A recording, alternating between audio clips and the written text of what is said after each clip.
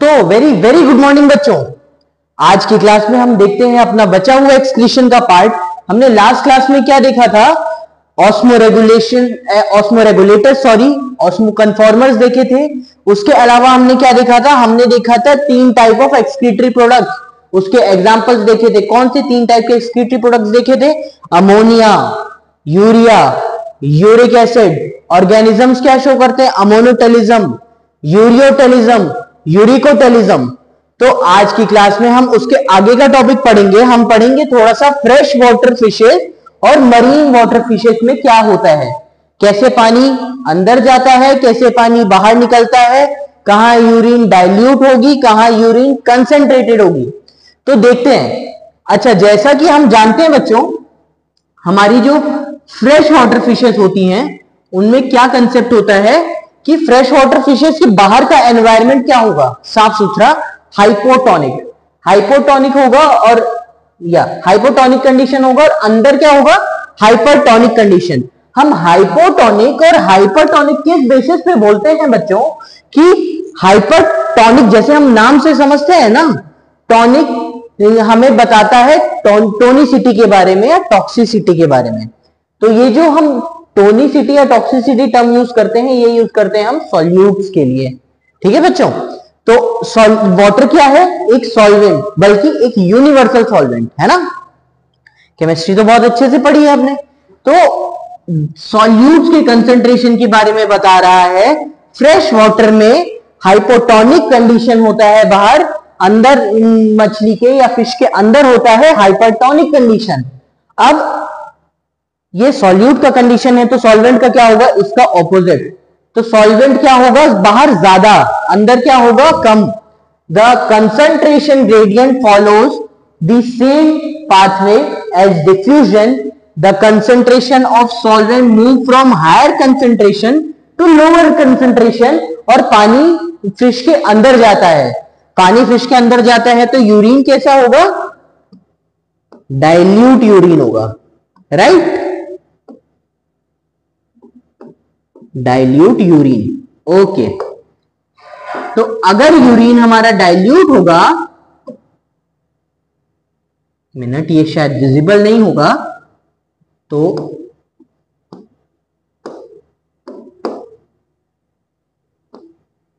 Dilute urine होगा।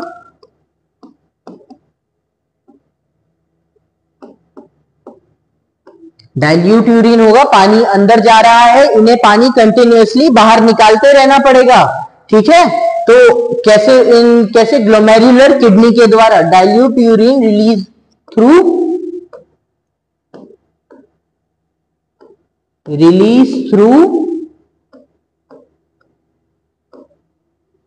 Glomerular kidney.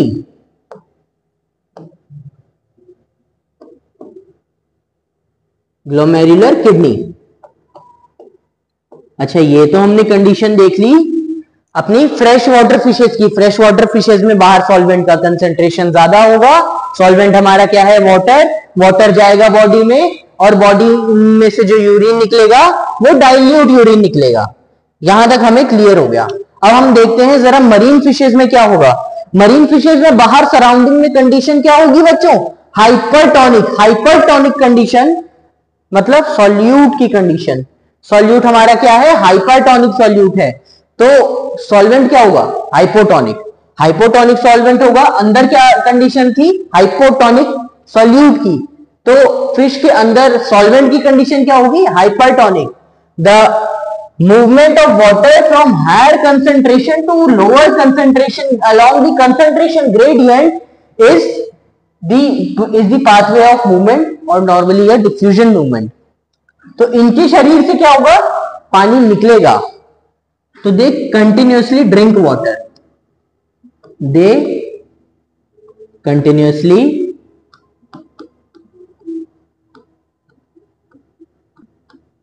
needs to drink water।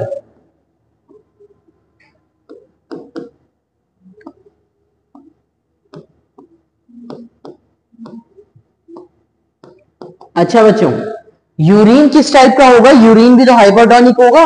Hypertonic urine होगा, और in water वैसे ही शरीर से निकला जा रहा है सारा, they continuously have to drink water, तो इनको अपनी ऑस्मोलैरिटी या अपनी टोनिसिटी को मेंटेन करने के लिए कंटिन्यूअस पानी पीते रहना पड़ेगा। तो ये हमें कंसेप्ट समझ में आ गया फ्रेश वाटर फिशेस का और मरीन वाटर फिशेस का। थोड़ी सी बातें हमें और जाननी है फिशेस के बारे में नहीं, बट जनरल हमारे एक्सक्रीटरी ऑर्गन या एक्सक्रीटरी सिस्टम के बारे में, कि only the removal of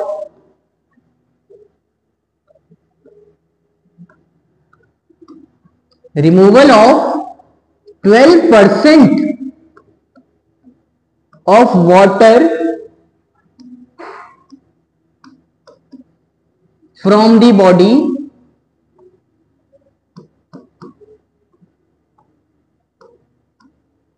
can kill a person. Can kill a person. तो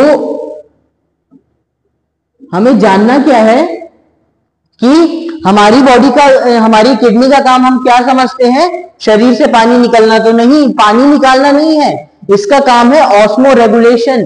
एक्सेस वाटर निकालती है हमारी किडनी या किसी भी ऑर्गेनिज्म में जो किडनी से या फिर एक्सक्रीटरी प्रोडक्ट के दौरान पानी निकलता है, वो एक्सेस वाटर होता है। ज्यादा से ज्यादा काम होता है किडनी का हमारी बॉडी में वाटर को कंजर्व करना। तो the function of kidney, the function of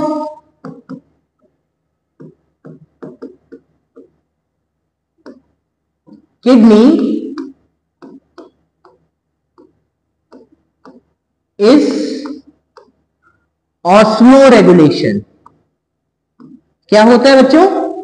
osmoregulation। osmoregulation of salt and water। ठीक है, इसका बैलेंस मेंटेन करने के काम आता है। एंड इट रिमूव्स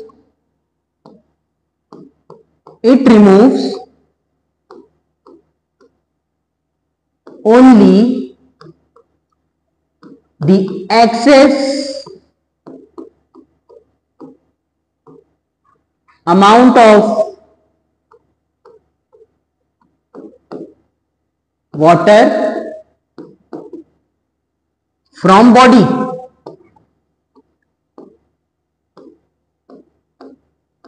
तो ये कंसेप्ट क्लियर हुआ बच्चों कि हमारी किडनी का काम क्या है। हमारी किडनी का काम वेस्ट रिमूवल विथ थोड़े अमाउंट ऑफ वाटर के साथ, एक्सेस अमाउंट ऑफ वाटर के साथ बॉडी से वेस्ट को निकालना है। उस बाकी तो उसको जो वाटर है वो रीअब्सॉर्ब करती है, किडनी कभी भी वाटर वेस्ट नहीं करती है। तो ये ध्यान रखो कि हमारा जो यूरिन होता है पूरे दिन का 1.5 से 1.8 लीटर के अराउंड ही होता है, इससे ज्यादा नहीं होता है। तो इतना कम यूरिनेट कर रहे हैं हम, इसके पीछे रीजन है कि किडनी हमारा फंक्शन कर रही है ऑस्मो रेगुलेटर्स की तरह, हमारे बॉडी में सॉल्ट और वाटर का बैलेंस मेंटेन कर रही है। अब टॉक्सिसिटी निकलना भी तो जरूरी है बच्चों। तो टॉक्सिसिटी निकालने के लिए कुछ ना कुछ अमाउंट ऑफ हमें वाटर चाहिए, या कुछ किसी ना किसी चीज के थ्रू, तो सॉल्वेंट के थ्रू तो डिसॉल्व होकर टॉक्सिसिटी निकलेगी ना बॉडी से।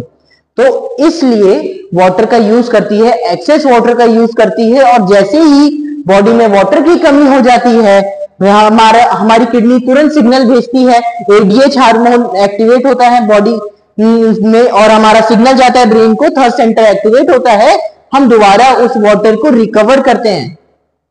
तो आज से हमारा कंसेप्ट चेंज हो गया, कंसेप्ट क्लियर हो गया कि किडनी हमारी कभी भी वाटर को निकालती नहीं है, किडनी वाटर को रीअब्सॉर्ब करती है।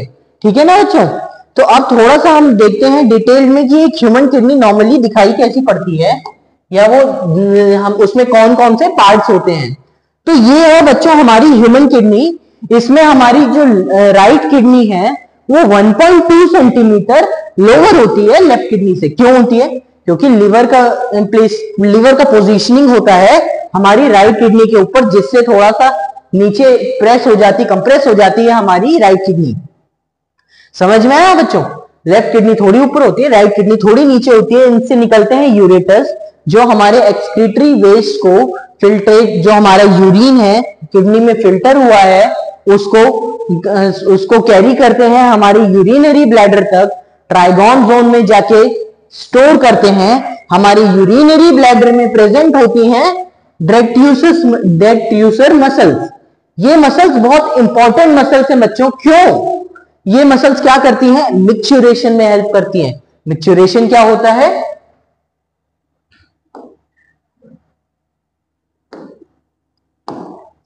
मिक्सचुरेशन यहां समझाना सही नहीं है, मिक्सचुरेशन हम लास्ट में पढ़ते हैं, बट मैं एक आइडिया दे देता हूं जिससे आप को रिलेट कर पाओ कि मिक्सचुरेशन मैंने टर्म यूज किया तो उसका मतलब क्या है। तो मिक्सचुरेशन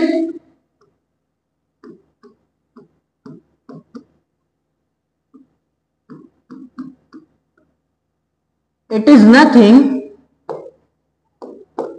but defined as the process of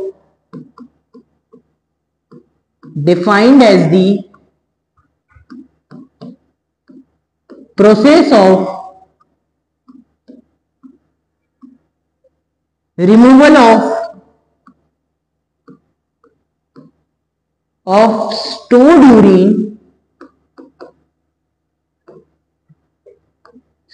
urine removal या पासिंग आउट भी कह सकते हैं। Passing out from the body. तो इतना सा होता है मिक्सचुरेशन। मिक्सचुरेशन बॉडी के बाहर यूरिनेट कर देने को कहते हैं। हमारी बॉडी में डिट्यूसर मसल्स का काम समझाने के लिए मैंने ये टर्म यूज किया था। तो डिट्यूसर मसल्स क्या डिफाइन करती है? स्ट्रेच कैपेसिटीज, यूरिनरी ब्लैडर की स्ट्रेच कैपेसिटीज। जैसे ही स्ट्रेच या फिर प्रेशर पड़ता है यूरिनरी ब्लैडर पे, वैसे ही हमारी जो डिट्यूसर मसल है ये सिग्नल करती है ब्रेन को। यहां पे यूरिन की फीलिंग हुई, अब ये स्ट्रेच प्रोड्यूस करेगी हमारे डिट्यूसर मसल्स पे, और ये मसल सिग्नल भेजेंगी ब्रेन को कि हाँ अब हमें यूरिनेट करना है, हमें यूरिनरी ब्लैडर को खाली करने की जरूरत है। अब जैसे ही हमारा यूरिनेटिंग का कंडीशन आता है उससे पहले प्रेजेंट होते हैं दो sphincters, internal sphincters, external sphincters. Internal sphincters कौन से स्फिंक्टर्स होते हैं? जो इनवॉलेंट्री होते हैं, जो खुल जाते हैं खुद पे खुद, जो अपनी हमारी विल पावर के कंट्रोल में नहीं होते। इनवॉलेंट्री का मतलब हम बहुत अच्छे से समझते होंगे इस स्टेज पे। तो इनवॉलेंट्री का मतलब है जो हमारी विल पावर में नहीं होते, हम अपनी मर्जी से नहीं खोलते उन्हें, वो होते हैं इंटरनल स्फिंक्टर्स। और जो हम अपनी मर्जी से खोलते हैं, वॉलेंटरली खोलते हैं, अपनी विल पावर से खोल सकते हैं, वो होते हैं एक्सटर्नल स्फिंक्टर्स। तो जब तक हम एक्सटर्नल स्फिंक्टर्स को नहीं खोलेंगे, हमारे ब्रेन को सिग्नल नहीं जाएगा, हम यूरिनेट करने के लिए नहीं जाएंगे, तब तक एक्सटर्नल स्फिंक्टर्स क्लोज रहेंगे। और जैसे ही हम वॉशरूम पहुंचते हैं, वहां हमने यूरिनेट करने का सोचा, तो वॉलेंटरीली हमारी इच्छा से एक्सटर्नल स्फिंक्टर्स ओपन हो गए and we had urinated the urine stored in the urinary bladder. Okay, समझ में आया बच्चों? अच्छा, ट्राइगोन जोन कौन सा जोन होता है? ये यूरिनरी ब्लैडर में प्रेजेंट एरिया होता है जहां पे यूरिन स्टोर होता है। ये क्या है हमारा? Urinary bladder. Urinary bladder, urinary bladder में जहां यूरेटर से यूरिन आके स्टोर होगा, उस एरिया को हम बोलेंगे ट्राइगोन जोन। और यूरिनरी ब्लैडर में प्रेजेंट होंगी डिट्यूसर मसल, जो कि स्ट्रेच कैपेसिटी को हमारे डिफाइन करेंगी कि कितना ज्यादा यूरिन फिलअप हो सकता है और कितने टाइम के बाद हमें यूरिनेट करने की नीड है। उसके अलावा यहां मेंशन है रीनल वेन्स। रीनल वेन्स में मिनिमम यूरिया प्रेजेंट होता है। रीनल वेन्स कौन सी वेन होंगी? अच्छा, सबसे पहले तो हमने सर्कुलेटरी सिस्टम में ये क्लियर कर लिया है कि जो भी आर्टरीज होती हैं वो ब्लड को हार्ट से दूर लेके जाती हैं, और वेन्स होती हैं जो वो ब्लड को हार्ट के तरफ लेके आती हैं। तो रीनल वेन क्या होगा? जो वेन लेके जाएगी ब्लड को इंफीरियर वेना केवा के साइड, या फिर डीऑक्सीजनेटेड ब्लड को हार्ट की तरफ लेके जाएगी, क्योंकि ये एक वेन है। तो इसमें अमाउंट ऑफ यूरिया कितना प्रेजेंट होगा? मिनिमम अमाउंट ऑफ यूरिया इसी में प्रेजेंट होगा, रीनल वेन में। उसके अलावा रीनल आर्टरी क्या करती है? रीनल आर्टरी ब्लड को लेके आएगी किडनी की तरफ, राइट बच्चों? तो अब इसके बाद हमारी जो एब्डोमिनल एरोटा है, ये हमारी थोरैसिक एरोटा से कनेक्ट करते हुए मेजर एरोटा से ब्लड लेके आती है हमारी किडनी की तरफ, उसके बाद रीनल आर्टरी के थ्रू होते हुए ब्लड हमारा किडनी में चला जाता है। अभी हम सर्कुलेशन पाथवे देखेंगे कि कैसे हमारी किडनी से पास होते हुए ब्लड फिल्टर होता हुआ निकलता है। हमारी बॉडी का 5 लीटर ब्लड अगर प्रेजेंट है, वो पूरा का पूरा फिल्टर आउट होगा हमारी किडनी से। तो कैसे फिल्टर आउट होता है, कौन कौन से पार्ट्स इन्वॉल्व होते हैं, वो हम आगे देखेंगे। अभी ये समझना जरूरी है सॉरी, कि कौन सी वेन, कौन सी आर्टरी रिस्पॉन्सिबल है ब्लड लाने के लिए किडनी की तरफ और दूर ले जाने के लिए। इसके अलावा हमारी एब्डोमिनल एरोटा हमने डिस्कस कर ली, रीनल वेन आर्टरी डिस्कस कर ली, रीनल वेन डिस्कस कर ली। ये रहा इंफीरियर वेना केवा, जो कि लोअर पोर्शन ऑफ ऑर्गन से या लोअर पोर्शन ऑफ बॉडी से ब्लड लेके जाता है हार्ट की तरफ। राइट बच्चों, तो ये हमें समझ में आ गई पूरी हमारी ह्यूमन किडनी। डेट्रीसर मसल समझ में आ गई, रीनल वेन समझ में आ गई, हमें राइट किडनी, लेफ्ट किडनी समझ में आ गई, रीनल आर्टरी आ गई, यूरेटर आ गया, यूरिनरी ब्लैडर आ गया, ट्राइगोन जोन आ गया, इंटरनल स्फिंक्टर्स का काम समझ आ गया, एक्सटर्नल स्फिंक्टर्स का काम समझ में आ गया।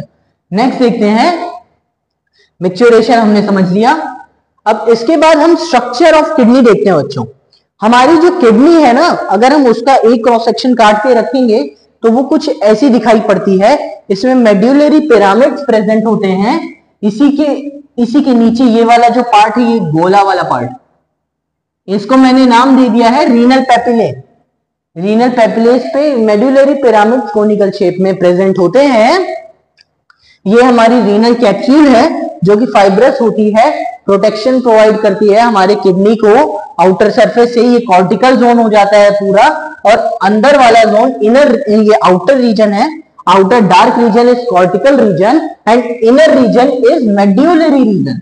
ओके, तो अब हमने देख लिया रीनल पेल्विस। रीनल पेल्विस ये वाला जोन है, ये वाला जोन है, इस यहाँ पे हम इसको मेजर कैलिक्स बोलते हैं, और ये वाला जोन हम रीनल पेल्विस के नाम से मेंशन करते हैं।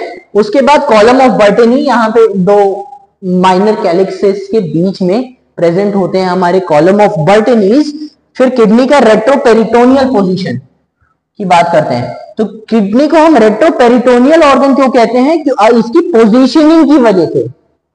Kidney is a retroperitoneal organ, retroperitoneal in position as only ventral side attach to the abdominal wall. जब किडनी हमारी पीछे जाके वॉल पे अटैच होती है ना, तो वेंट्रल साइड से अटैच होती है, उसकी डॉर्सल साइड फ्री रहती है, and that gives the name kidney to be a retroperitoneal organ. Okay, चलो इसके बाद हम समझते हैं यूरेटस। यूरेटस जो ऑब्वियसली मैंने बताया था, यहाँ पूरा प्यूरिफिकेशन, अल्ट्राफिल्ट्रेशन प्रोसेस चलेगा किडनी का, और उसके बाद यूरेटस जो भी एक्सीटरी वेस्ट बनेगा या जो भी टॉक्सिसिटी होगी उसको लेके जाएगा यूरिन की ब्लैडर में, यूरिन की फॉर्म में वहां स्टोर करेगा। डेट्रीसर मसल स्ट्रेच प्रोड्यूस करेंगी, हमारे ब्रेन को सिग्नल भेजेंगी यूरिनेट करने का, और उसके बाद हमारी बॉडी यूरिनेट कर देगी by the will of external sphincters opening which is voluntary sphincters, जो कि हम अपने विल पावर से, अपनी इच्छा से कंट्रोल कर सकते हैं।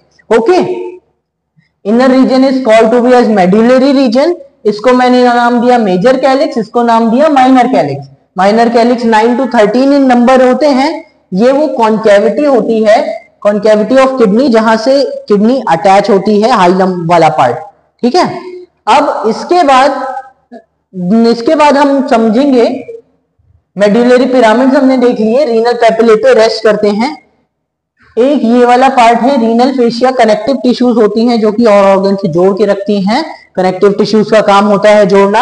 अंदर एडिपोज टिश्यूज प्रेजेंट होती हैं जो शॉक एब्जॉर्बर का काम करती हैं, शॉक को अपने अंदर एब्जॉर्ब कर लेंगी, फिर अगर कोई इंपैक्ट पड़ता है तो सबसे पहले प्रोटेक्शन प्रोवाइड करेंगी। ठीक है बच्चों, तो ये हमने समझ लिया structure of kidney.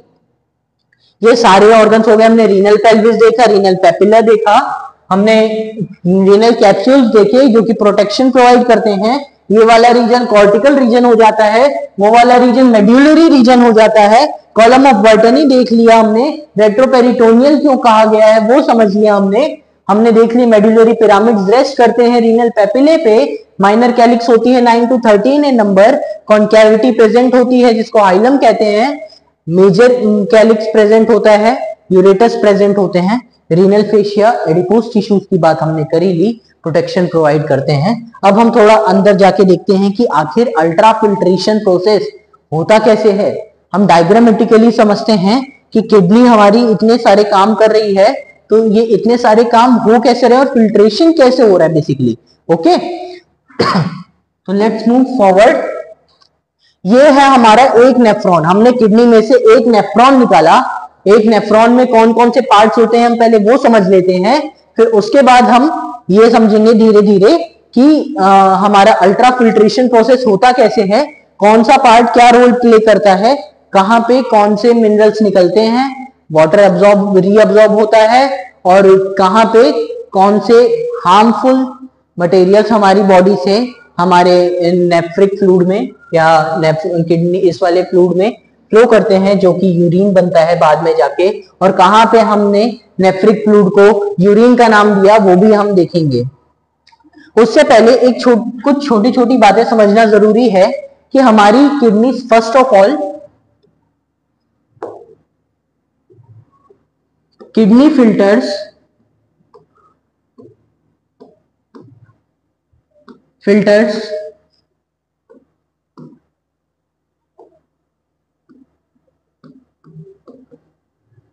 complete 5 liters of blood,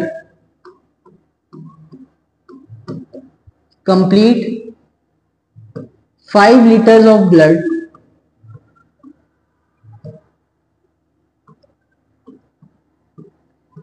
जो नेफ्रॉन्स होते हैं हमारी बॉडी में, तो 10 लाख नेफ्रॉन्स ईच किडनी में प्रेजेंट होते हैं। 10 lakh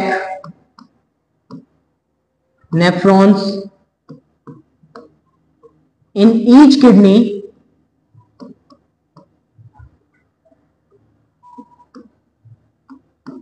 which means that 2 million present in both the kidneys, 2 million present in both the kidneys।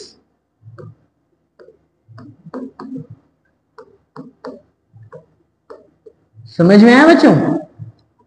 चलो ठीक है, हमारी किडनी एक बार में हमारी दोनों kidneys 1100 to 1200 ml of blood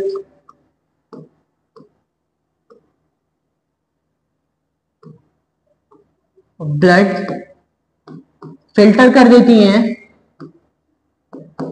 blood filtration. और जो ग्लोमेरुलस वाला पार्ट होता है 125 ml पर मिनट के रेट से हमारे ब्लड को फिल्टर आउट करता है। अब हम समझते हैं जरा प्रीवियस स्लाइड में जाके कि इसमें कौन सा पार्ट क्या करता है, उसके बाद हम देखेंगे कि कौन सा हमारा फैक्टर अब्सॉर्ब होता है, कौन सा नेफ्रिक फ्लूइड में जाता है, कौन सा बॉडी रीअब्सॉर्ब कर लेती है अपने लिए। तो पहले समझते हैं अपना स्ट्रक्चर ऑफ नेफ्रॉन। तो ये वाला जो पार्ट है ना बच्चों, ये हो गया हमारा tuft of capillaries. Tuft of capillaries कहा हमने, इसको नाम दिया ग्लोमेरुलस। इसमें ये हो गए एफरेंट आर्टरियोल्स, ये हो गए इफरेंट आर्टरियोल्स। ये थोड़े ब्रॉड होते हैं, ब्रॉड, और ये होते हैं नैरो। ऐसा क्यों होता है बच्चों? क्वेश्चन आता है कि हमारे एफरेंट आर्टरियोल्स और इफरेंट आर्टरियोल्स के डायमीटर में इतना फर्क क्यों होता है, वो ब्रॉड या नैरो क्यों होते हैं? तो ये इसलिए होते हैं कि यहाँ पे एक प्रेशर ग्रेडियंट मेंटेन करने की जरूरत पड़ती है, जो कि फिल्ट्रेशन में मदद करती है। ये फिल्ट्रेशन के लिए नेसेसरी है। अगर प्रेशर ग्रेडियंट नहीं मेंटेन हुआ तो अल्ट्रा फिल्ट्रेशन जैसा प्रोसेस नहीं हो पाएगा हमारी बॉडी में, हमारा जो ब्लड है वो प्यूरिफाई नहीं हो पाएगा और हमारी किडनी का फंक्शनिंग इफेक्ट होगा। तो यहाँ पे नैरोअर होते हैं हमारे इफरेंट आर्टरियोल्स। हमारे एफरेंट आर्टरियोल से यहां से ब्लड गया इसमें, अब ये प्रेजेंट है पोडोसाइट्स। पोडोसाइट्स क्या हेल्प करते हैं अल्ट्रा फिल्ट्रेशन में? ये छोटी छोटी समझ लो स्लिट्स हैं, ये स्लिट्स हैं। छन्नी होती है ना, जैसे हम चाय छानने के वक्त हम एक छन्नी रखते हैं, जिसमें छोटे छोटे स्पोर्स होते हैं जो कि यूजफुल लिक्विड को पार होने देते हैं और जो अनयूजफुल चीजें हैं उनको वहीं पे रोक लेते हैं। तो अल्ट्रा फिल्ट्रेशन यहीं से शुरू हो जाती है। ये स्लिट्स होते हैं छोटे छोटे, वो छन्नी का काम करते हैं। जो यहाँ से ब्लड आता है उसको छान के आगे भेजते हैं। इसमें हमारी जो एपिथेलियम प्रेजेंट होती है वो स्क्वामस एपिथेलियम प्रेजेंट होती है। इस पूरे पार्ट को हमने नाम दिया बाउमेन्स कैप्सूल। बाउमेन्स कैप्सूल नाम दे दिया। अब उसके बाद यहां से आगे हमारा नेफ्रिक फ्लूइड चलता है। नेफ्रिक फ्लूइड किसे बोल रहा हूं मैं? जो इस पाइप के अंदर चल रहा है। मैंने इसको क्या नाम दिया स्ट्रक्चर ऑफ नेफ्रॉन को? Uriniferous tubules. तो ये जो यूरिनिफेरस ट्यूब्यूल्स है ना, इसमें नेफ्रिक फ्लूइड फ्लो करेगा। इसके बाहर हमारे बॉडी का फ्लूइड है, ठीक है। इन्हीं के बीच हमारे जो हमारे अलग अलग अमीनो एसिड्स, ग्लूकोज, वाटर, जो exchange of ions H+ HCO3 negative होता है वो इनके बीच होता है, ठीक है बच्चों। तो लेट्स सी कि इसके अंदर फ्लूइड चलेगा। ये रहा पीसीटी। पीसीटी से होते हुए फ्लूइड जाएगा डिसेंडिंग लूप ऑफ हेनले से होते हुए, tip of loop of Henle cross करेगा, असेंडिंग लूप ऑफ हेनले में जाएगा। ये थिक सेगमेंट है। Thick segment of loop of Henle से होते हुए डीसीटी में ब्लड जाता है। डीसीटी में हम बताएंगे अभी क्या अब्सॉर्ब होता है, क्या रीअब्सॉर्ब होता है, एक एक करके। फिर उसके बाद ब्लड जाता है कलेक्टिंग टिब्यूल में। कलेक्टिंग डक्ट से होते हुए ब्लड हमारा डक्ट ऑफ बैलेनी से होते हुए हमारी यूरेटर के थ्रू आ जाता है कहां? यूरिनरी ब्लैडर में। तो इतना समझ में आ गया हमें कि हमने कहां से कैसे फिल्ट्रेशन प्रोसेस करा। इस स्लिट से ब्लड आएगा, इस स्लिट से पास होगा, इस स्लिट के थ्रू होते हुए अल्ट्रा फिल्ट्रेशन होते हुए पीसीटी के थ्रू पास होगा, लूप ऑफ हेनले पूरा क्रॉस करेगा, डीसीटी से जाएगा कलेक्टिंग टिब्यूल में, और कलेक्टिंग टिब्यूल से होते हुए कलेक्टिंग डक्ट में जाएगा, जहां हम ब्लड को, जो प्यूरिफाइड ब्लड होता है उसको यूरिन का नाम दे देते हैं, और ये जाके हमारा यूरेटर से कनेक्ट करेगा और यूरेटर से हमारे ब्लड को ले जाके स्टोर कर देंगे यूरिनरी ब्लैडर में। यूरिनरी ब्लैडर से ब्लड हमारा निकल जाएगा बाहर। समझ में आया बच्चों? तो ये सारा खेल था स्ट्रक्चर ऑफ नेफ्रॉन्स का और यूरिनिफेरस ट्यूब्यूल्स का। इसको पेरिटिब्यूलर फिल्ट्रेशन का नाम भी दे देते हैं, क्योंकि ये ट्यूब में होता हुआ जा रहा है ना, तो ट्यूब में होता हुआ जा रहा है, इस वजह से हमने इसे पेरिटिब्यूलर भी नाम दे दिया। इधर बॉडी फ्लूइड प्रेजेंट होगा, इधर प्रेजेंट होगा क्या? हमारा नेफ्रिक फ्लूइड, नाम देंगे नेफ्रिक फ्लूइड। जब तक ये यूरिन में कन्वर्ट नहीं होगा यहाँ आके, तब तक इसे नाम देंगे नेफ्रिक फ्लूइड। जैसे ही ये कलेक्टिंग डक्ट में यहाँ से आना शुरू होता है, यहाँ हमारा आ जाता है, इसको नाम यूरिन दे देते हैं हम, ठीक है। अब हम थोड़ा सा समझते हैं, इससे पहले इसका पूरा मैकेनिज्म समझने से पहले क्या अब्सॉर्ब होगा, क्या रीअब्सॉर्ब होगा। हमने नेफ्रॉन्स को समझ लिया, अब हम देखते हैं जरा मेडुलरी नेफ्रॉन्स, कॉर्टिकल नेफ्रॉन्स क्या होते हैं। तो थोड़ा सा ये समझ लेते हैं। स्ट्रक्चर में इसके पैरेलल हमारी चलती है, मतलब इसको पूरा सर्कुलर वे में इसको कवर करके, कॉइल करके हमारी चलती है वासा रेक्टा। वासा रेक्टा बहुत जरूरी है काउंटर करंट मैकेनिज्म के लिए। अब मैंने नाम ले लिया है तो नाम मैं बाद में समझाऊंगा, क्योंकि अभी हम सबसे पहले अपना प्रोसेस समझेंगे कि बेसिकली होता कैसे है हमारे नेफ्रॉन्स में आदान प्रदान। हमारे सारे जितने भी ग्लूकोज हैं या बाइकार्बोनेट आयंस हैं, H+ है, अमोनिया है, क्रिएटिनिन है, इन सबका आदान प्रदान कैसे होता है बॉडी फ्लूइड से, ये समझने के बाद हम समझेंगे कि काउंटर करंट मैकेनिज्म क्या होता है। तो नेक्स्ट क्लास में हम देखेंगे कि हमारे यूरिनिफेरस ट्यूब्यूल्स में से कौन कौन से पार्ट ऐसे हैं जो हमारे, मतलब कौन कौन से पार्ट में कौन कौन सा एक्सचेंज ऑफ आयन से एक्सचेंज ऑफ वाटर होता है, कहाँ रीअब्सॉर्ब होता है, कहाँ यूरिनिफेरस ट्यूब्यूल्स या नेफ्रिक फ्लूइड में डिसॉल्व होता है, किस पॉइंट पे जाके हमने उसको नाम दे दिया यूरिन का, और कहाँ से वाटर रीअब्सॉर्ब होता है, कहाँ से एडीएच हमारा काम करता है, वैसोप्रेसिन क्या होता है, हम सब समझेंगे नेक्स्ट क्लास में। ब्रीफ हम कंप्लीट डिस्क्रिप्टिव वे में समझेंगे कि कैसे हमारा ये यूरिनिफेरस ट्यूब्यूल्स काम करता है, ये स्ट्रक्चर ऑफ नेफ्रॉन जो हमने बनाया ये काम कैसे करता है। थोड़ा सा जक्स्टा मेडुलरी और जक्स्टा कॉर्टेक्स भी समझेंगे हम नेक्स्ट क्लास में। तो फॉर नाउ थैंक यू।